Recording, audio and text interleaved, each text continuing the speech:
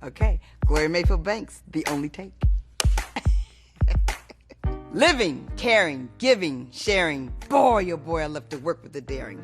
A magic million? Can you imagine such? Of course you can. We've got the touch. I'm small in stature only, but I'm heavy in belief. I'm leading by example, so you can count on me as I flash this $1 million smile.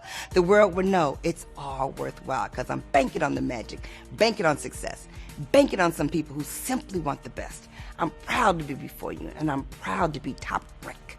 I'm elite. Executive, National Sales Director. My name is Gloria Mayfield Banks. I've always thought that affirmations in Mary Kay were important. Each of us are individual, and that affirmation lets other people see your individualism and what you're about. So I started with my affirmation, and it's changed a little bit at the beginning, and then it sort of found its home and stayed there. When I was a little girl, what was my dream job? Honestly, I thought I was going to be a comedian. But I didn't know what a comedian was the way I know it today. But I did think I was going to be in a position where I would make people laugh. I'm happiest when people are happy around me.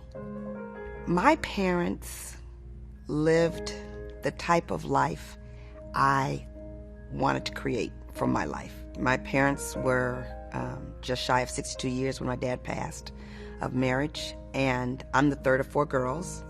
We all live in different cities now, but growing up together, we were independent but connected.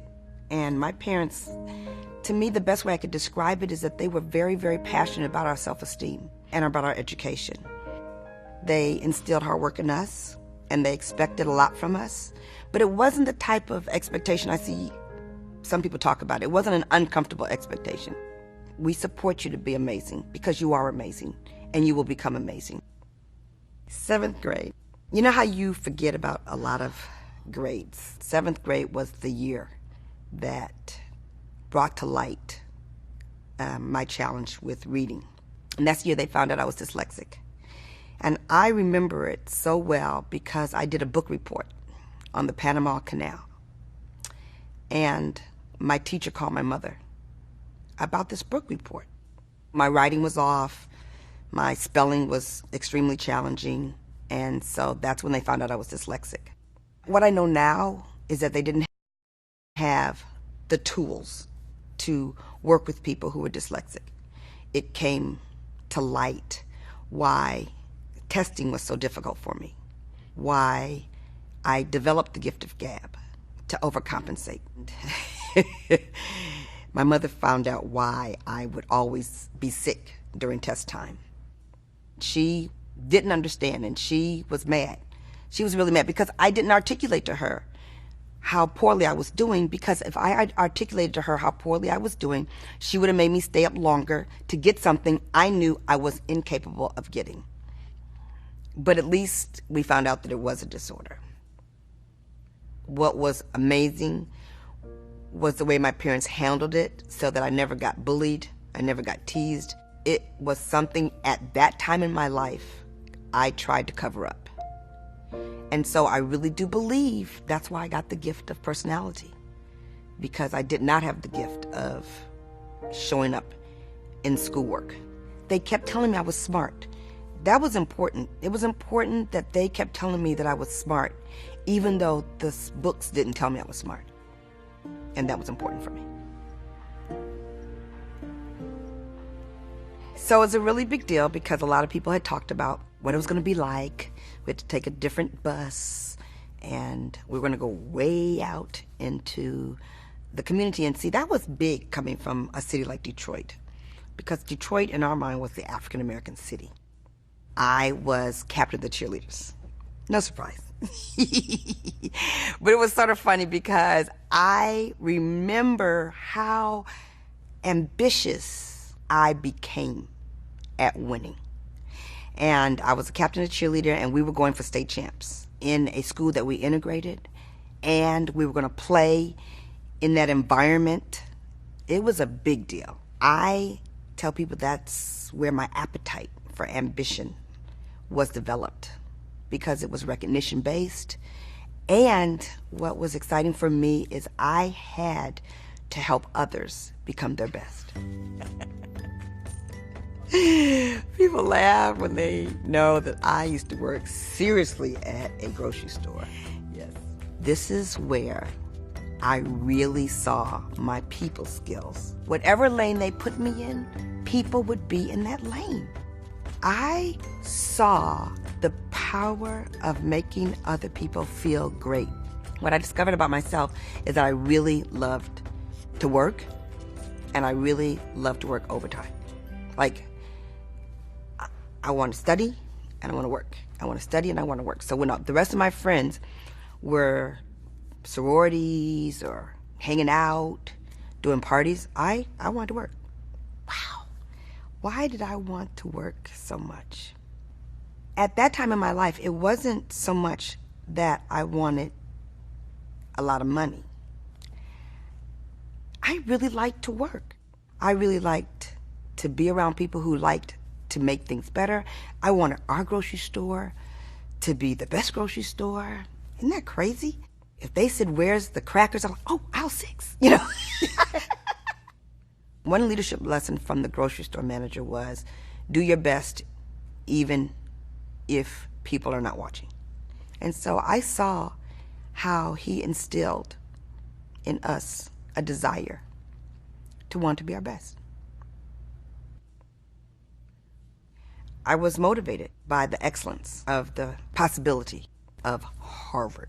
So I applied. My mother was so shocked. I mean, she was like, I can't believe you got into Harvard. But I did, and I went, and they did not know I was dyslexic when I walked into the doors. And he said, Gloria, if this doesn't change, you're going to flunk out of finance. No one was going to fight for me. I had to fight for myself. And I had to convince him that I was worth passing. And I had to convince him that I would do whatever you asked me to do. I just couldn't read the words.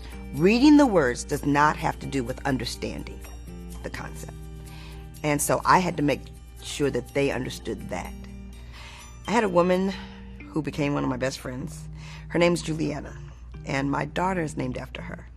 And Juliana was so magnificent because she read to me every day for 2 years.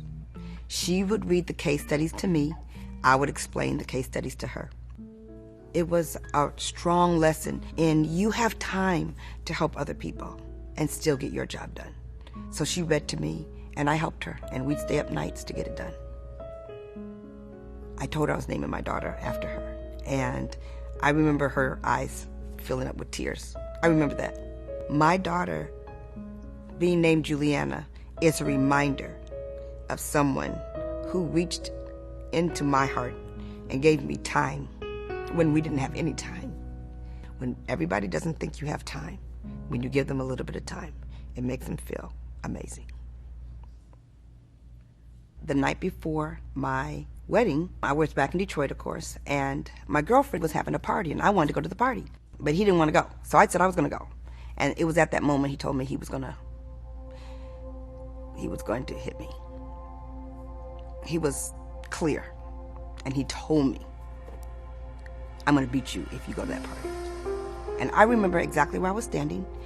I said, no, you're not. My father's in the house. You're not going to do anything to me. I'm going to the party. So I went to the party. I gave him back the ring. We broke up that night. I didn't tell anybody. I came back home from the party, and he was waiting for me. And he was mad, but we talked. We got back together.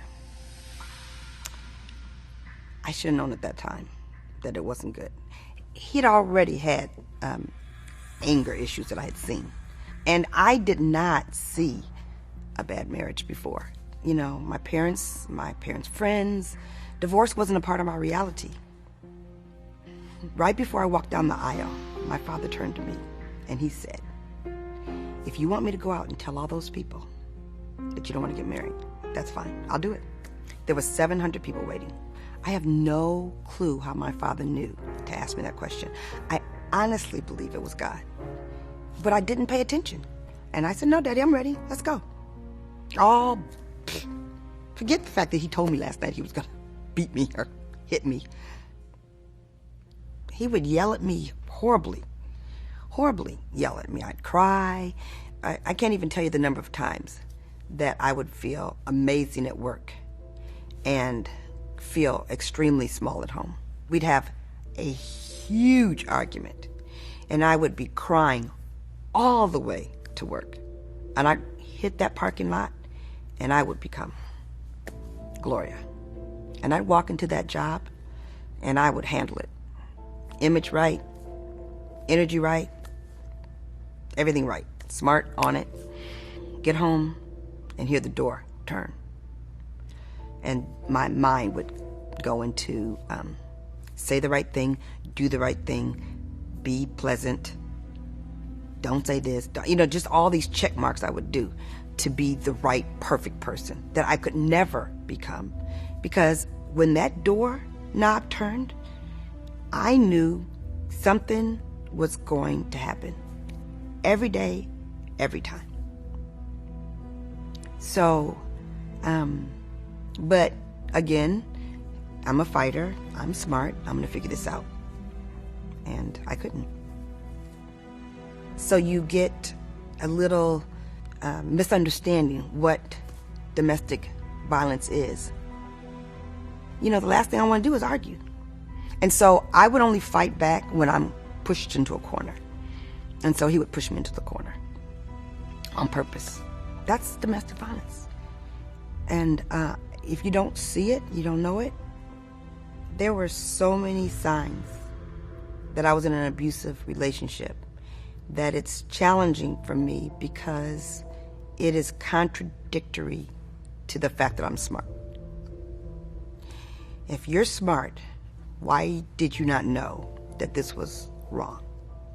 If you're smart, why didn't you just get out of there? So I can see it now. So we were married 6 years before I had Juliana. I had some pregnancies before that. But abuse started in our relationship prior to me getting married. I was only strong enough to get out after I had my children.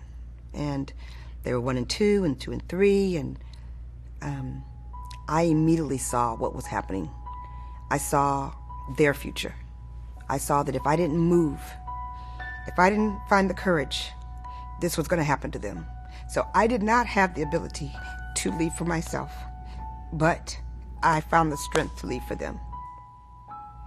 If I could tell myself anything, tell people. You don't have to be the strong person. There are other people that are stronger than you in different areas. You don't have to be the strongest in everything.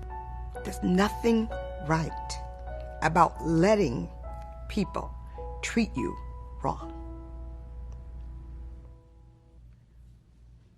I got introduced to Mary Kay at a very pivotal time in my life. It's amazing how that happens for us. And I knew the marriage was bad, and I knew it was going to end soon. I didn't know when it was going to end.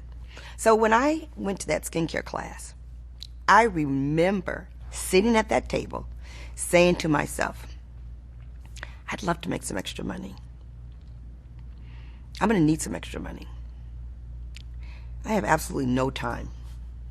I remember in my head having that conversation before they offered me the opportunity, everything. I have no time. I was a well-paid, hard-working already executive businesswoman. But I saw them making extra money.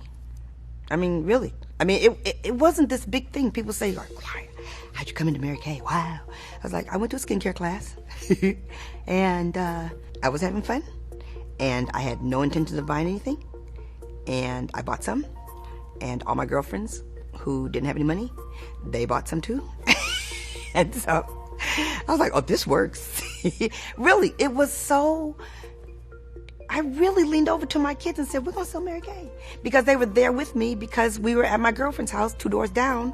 And we always hung out there. And looking back, I hung out there because her house was happy and my house was not. When the Mary Kay women were there, it was an energy, it was a joy. it was happiness. So that's why I started. When I went to my very first meeting, I said to myself, no one in here knows me. No one knows my background. I don't have to explain myself. I'm not Harvard. I'm not the executive woman. I'm not the mother in an abusive situation. I'm not unhappy Gloria. I'm just Gloria. And really quickly, my why became fun. My why became joy. Mary Kay played such a major role in my ability to create what I call my happy life. I saw women who were happy to have businesses at home so they could be with their husbands more, when I would do anything not to be at home. So every time I looked around, there was example after example after example of women who had great relationships. When I became a single parent, I became a very happy single parent. I had a great relationship with my kids, a great relationship with my friends, a great relationship with my Mary Kay girlfriends. I became happy.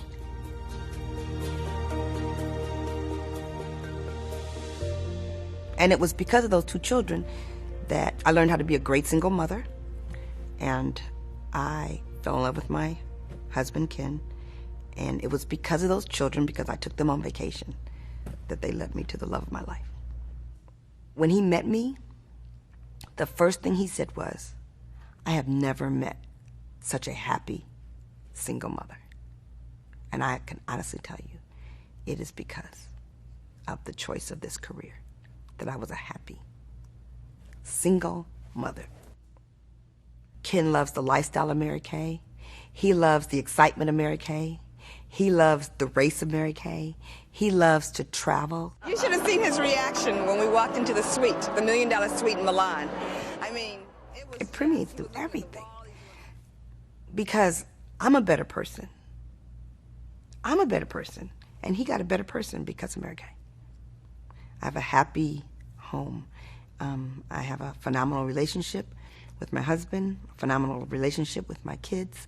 My children are so encouraging. I believe they got the gift of encouragement by being around the Mary Kay environment. I would say that relationships are to give you joy.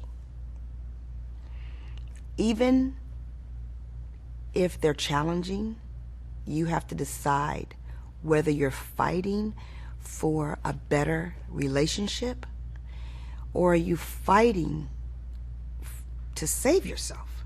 A relationship is supposed to make each person better.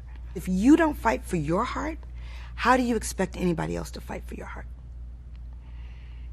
And if you don't fight for your heart, you'll lose your heart. And I lost mine, but I got it back. I remember walking into my very first Mary Kay meeting. Hi! Hi! Everybody was so huggy and happy. And I was so taken back by that. I was like, oh no, no. No need for a hug. You know, here's a chair. So I really did. I felt uncomfortable. I sat like this. I was like, where am I at? I don't understand. And they had started talking about their success. And again, everybody was laughing and they were clapping. And I was like, hey! And I'm telling you, in that same meeting, I stood up and started hugging somebody in the same meeting. And then I turn around and become a sales director and create that exact environment over and over and over again. The next thing you know, I'm hugging, smiling, laughing, clapping. It was awesome. It was really crazy. I walked in the doors because I could increase my income. But I fell in love with the career because of the recognition. And I grew in the career because of the competition. For me, the competition meant personal growth. But I remember it was like my first or second meeting, and I walked into the meeting with my girlfriend, Jackie, and I said to her, who are those women sitting in the front of the room? Why do they have on red jackets? And why are we sitting in the back of the room? I belong in the front of the room. I knew I belonged in the front of the room. different things drive different people, and I was driven by sitting in the front of the room. I was driven by winning. Just blessed that I did not get crushed by people who tell me no. I just got lifted by people who said, "Thank you, Gloria, thank you." It was pretty cool. I knew I had to draw to me ambitious women like myself. I really knew that. I'd say, if you don't want more, it's not my responsibility to teach you that you deserve more for yourself and your family. It's my responsibility to find women who really know they want more. And if I have to go through and introduce myself to more women who want more, that's why the beginning of my skincare class became so tight.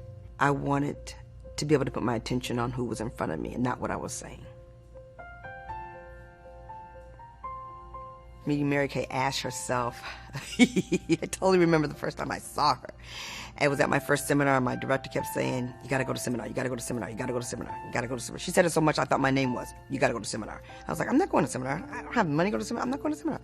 So she kept saying, "You got to go to seminar." So I go to seminar, and I walk into the convention center, and everybody there is taking pictures of the empty stage. I mean, pictures. I was like, this is so crazy.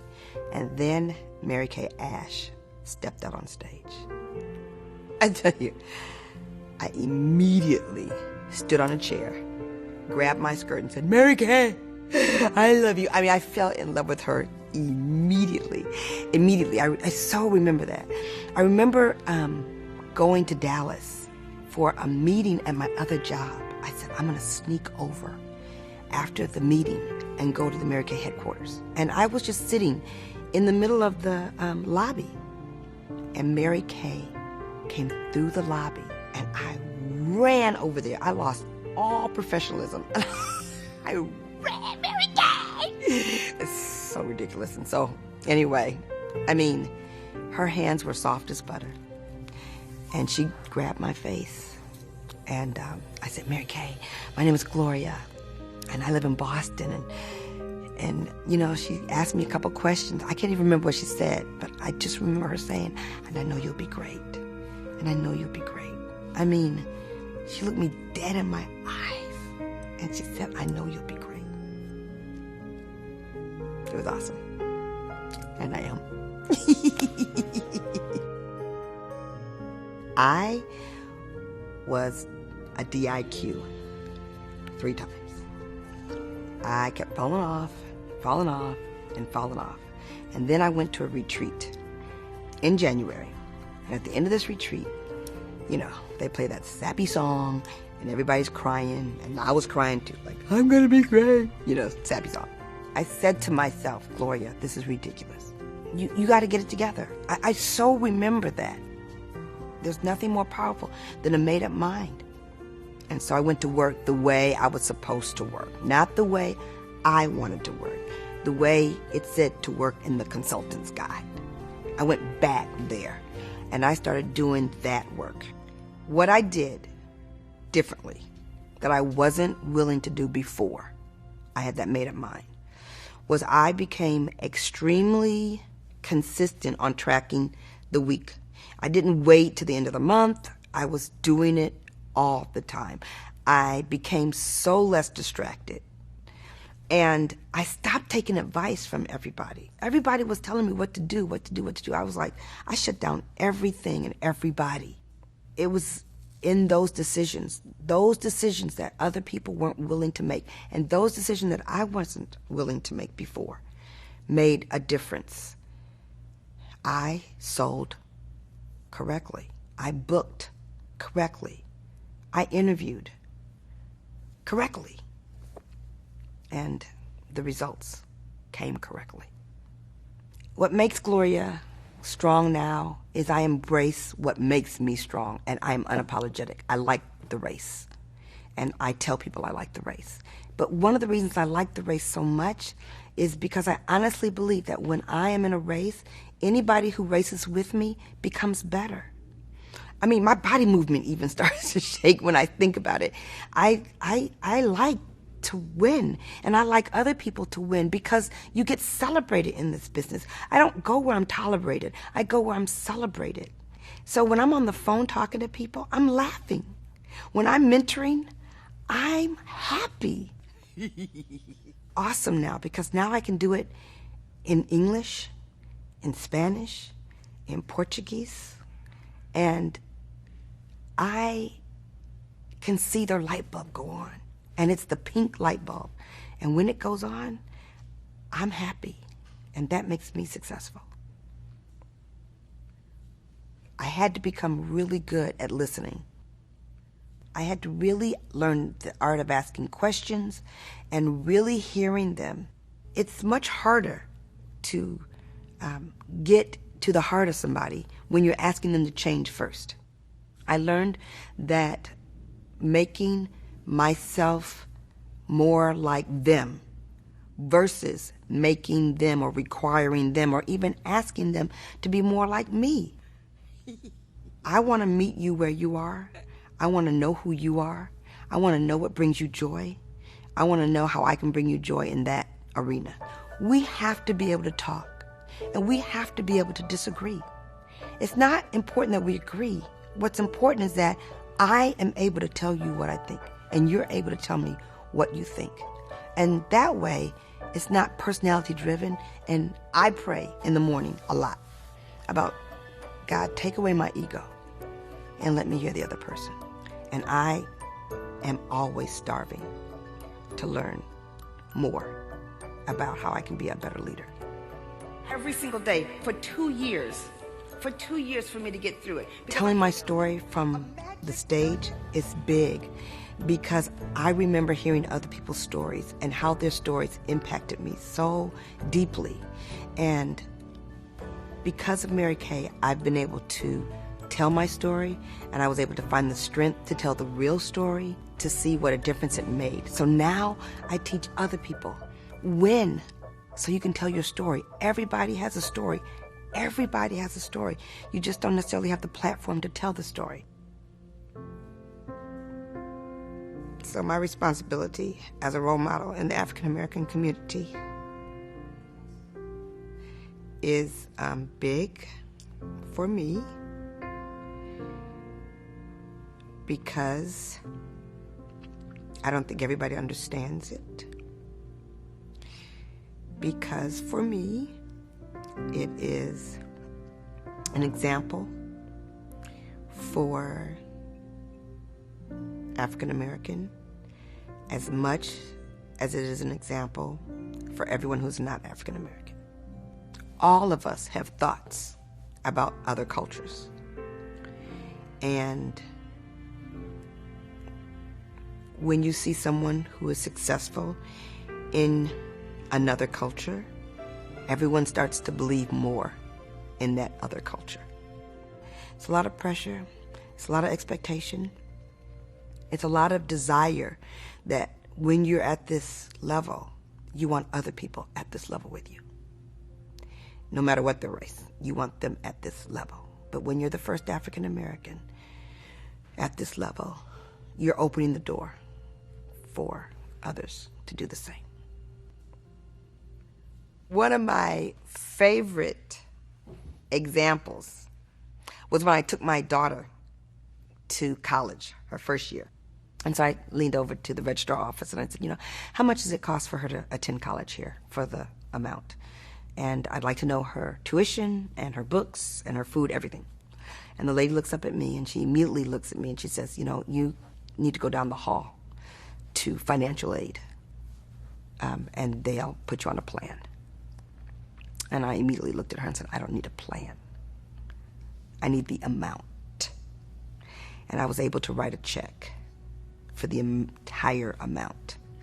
In that moment, I felt again, whew, Gloria, you made a good decision. Whew, Gloria, I'm so glad you didn't listen to so many people. Wow, Gloria, up late at night, carrying all those boxes, calling one more time. Seriously, in that moment, really, I was like, I'm so glad I did. I'm so glad I did. You know, God has played a role in my success so many ways. I first want to say that He has shown up more through Mary Kay because of the people that I'm around and how they have shown me how He's played a role in their life. So they've been a role model to me because of the way that God has shown up and the way they talk about it. I love turning to God on the good times and saying thank you, thank you, thank you, thank you, thank you, thank you, thank you. I really do. And I love knowing I can turn to God when it's hard. There's no way that I could have this much joy or this much passion or this much success or these many choices if God was not priority in my life and my dreams.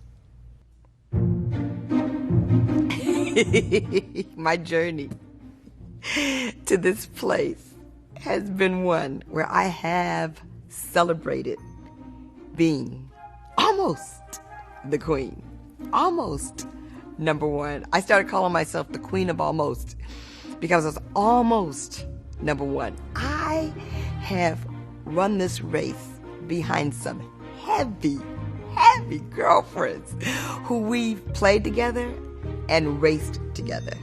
So I became the queen of almost for years. And now I'm the queen of the most. All day long. You too can be number two. When I first became a national and I debuted 6 amazing national sales directors, we were elite executives together. We were girlfriends. It was awesome. It was awesome. So I am totally looking for new national sales directors to come up. And I don't know why there haven't been any lately, but I can promise you it is getting ready to roll, okay? Because that's the playground I'm choosing to play in. So we're going to play in developing more nationals. It is a priority. You're number 1 for the Emerald Seminar and number 1 national nationwide. But my next goal is to make sure that everybody else is excited to be number 2. That's my next goal. But my next goal and my next focus is to use these years and this wisdom really to identify women who want to be at the top of their game and are willing to do the work to get there. Become national sales directors, but to be top directors so that I can increase their influence on more people. The legacy I leave is how many people were touched by me that could touch a whole lot more people. I'm so proud to be before you. I'm so proud to be top rank. I'm elite executive, national sales director. My name is Gloria Mayfield Banks.